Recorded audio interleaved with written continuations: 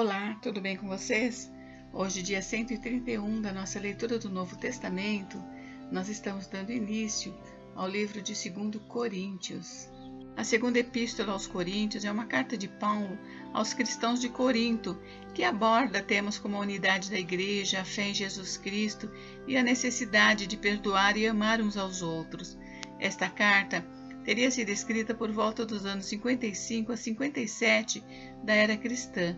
Paulo escreveu a carta em um momento vulnerável de sua vida, quando ouviu que a igreja de Corinto estava em dificuldades. A carta está repleta de comentários pessoais, como os detalhes sobre as perseguições que Paulo sofreu por amor de Cristo. Os temas dessa carta são a necessidade de se reconciliar com Deus através da expiação de Jesus Cristo, a urgência de anunciar o Evangelho antes da segunda volta de Cristo, a necessidade de se afastar do mundo e de se concentrar na fé, a necessidade de se perdoar e amar uns aos outros, a necessidade de se gloriar no Senhor e de se compartilhar as tribulações e a fé em Jesus Cristo, a necessidade de se alertar contra falsos mestres que corrompem as doutrinas puras de Cristo. Bem, hoje nós leremos os capítulos 1 e 2. Vamos à leitura? Capítulo 1. Prefácio e saudação. Paulo, apóstolo de Jesus Cristo, pela vontade de Deus, e o irmão Timóteo, a igreja de Deus que está em Corinto, com todos os santos que estão em toda a Acaia. Graça a vós e paz da parte de Deus nosso Pai e da do Senhor Jesus Cristo. Ação de graças de Paulo pelas consolações que Deus lhe concedeu.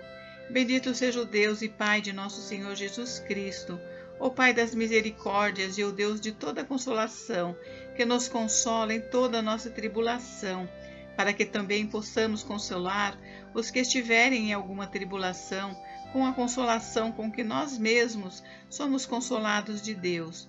Porque, como as aflições de Cristo são abundantes em nós, assim também a nossa consolação sobeja por meio de Cristo. Mas se somos atribulados, é para a vossa consolação e salvação. Ou se somos consolados, para a vossa consolação é, a qual se opera suportando com paciência as mesmas aflições que nós também padecemos. E a nossa esperança acerca de vós é firme, sabendo que, como sois participantes das aflições, assim o sereis também da consolação. Porque não queremos, irmãos, que ignoreis a tribulação que nos sobreveio na Ásia, pois que fomos sobremaneira agravados, mais do que podíamos suportar, de tal modo que até da vida desesperamos. Mas já em nós mesmos tínhamos a sentença de morte, para que não confiássemos em nós, mas em Deus que ressuscita os mortos, o qual nos livrou de tão grande morte e livrará, em quem esperamos, e também nos livrará ainda, ajudando-nos também vós, com orações por nós, para que pela mercê que por muitas pessoas nos foi feita, por muitas também sejam dadas graças a nosso respeito. Por que demorou Paulo a sua ida?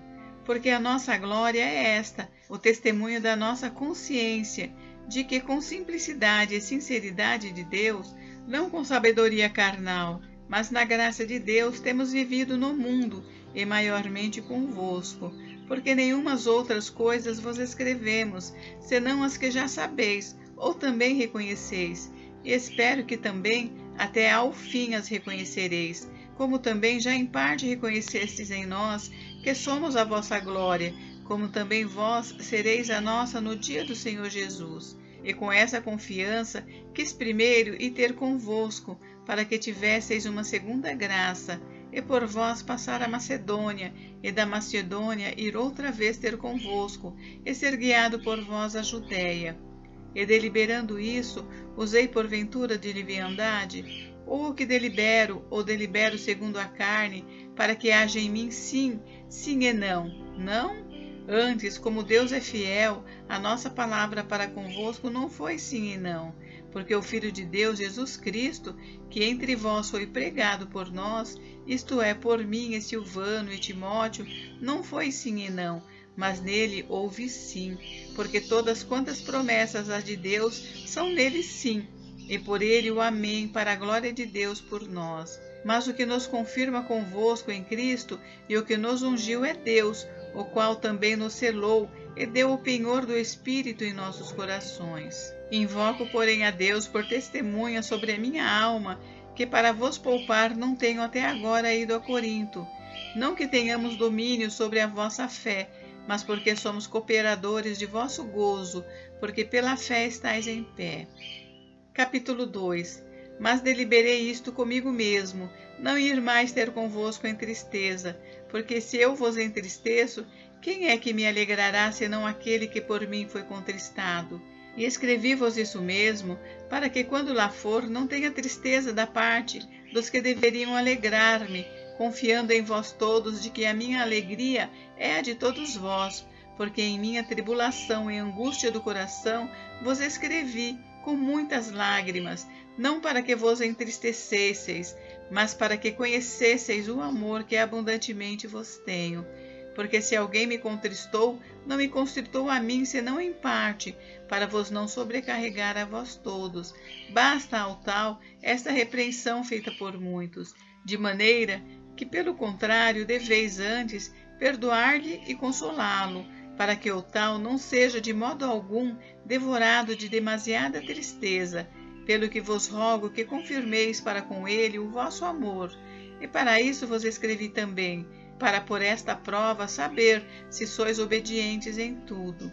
E a quem perdoardes alguma coisa, também eu, porque o que eu também perdoei, se é que tenho perdoado, por amor de vós o fiz na presença de Cristo, para que não sejamos vencidos por Satanás, porque não ignoramos os seus ardis. Ora, quando cheguei a Troade para pregar o Evangelho de Cristo, e abrindo-se-me uma porta no Senhor, não tive descanso no meu espírito, porque não achei ali meu irmão Tito, mas despedindo-me deles, parti para a Macedônia.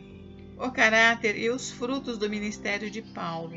E graças a Deus que sempre nos faz triunfar em Cristo e por meio de nós manifesta em todo lugar o cheiro do seu conhecimento, porque para Deus somos o bom cheiro de Cristo, nos que se salvam e nos que se perdem. Para estes, certamente cheiro de morte para a morte, mas para aqueles, cheiro de vida para a vida. E para essas coisas, quem é idôneo? Porque nós não somos, como muitos, falsificadores da palavra de Deus.